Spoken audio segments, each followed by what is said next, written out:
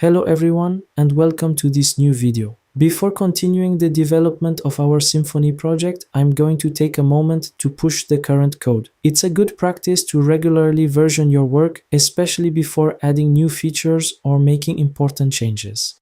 This helps keep a clean history, makes it easy to go back if needed, and also secures the work already done. So the first step is to create a repository.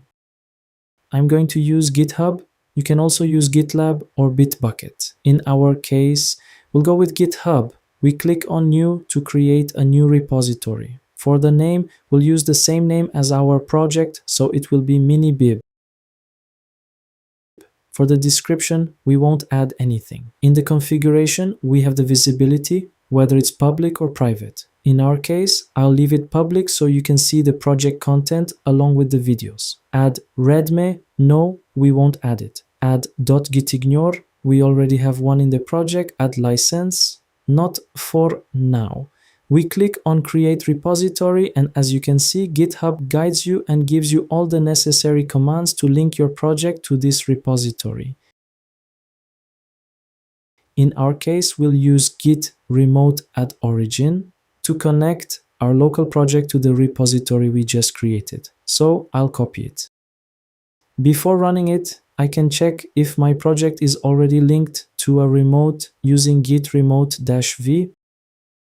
And as you can see, it's empty. Now I run the command, and if I check again, you can see that we are now connected to this remote for both fetch and push. Next, what are we going to do? We'll check the modified files that we want to push using the git status command. As you can see, we have all these files. You can either run git add followed by each file name, or simply run git add dot, and it will add all modified and tracked files.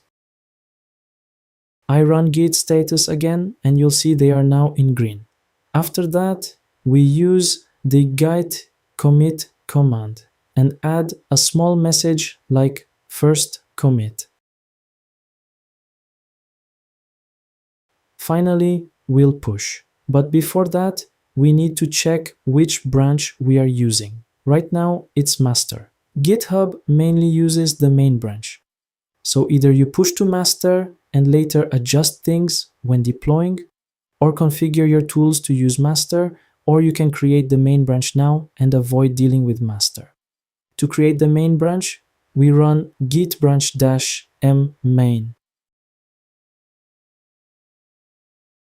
Then, if we run git branch, you'll see we are now on main. After that, we run git push origin main, and that's it. Now, if I refresh the repository interface, you can see our project is there. And if you noticed, we don't have the vendor folder, so remember, you should not push the vendor directory. That's it for this video. See you in the next one.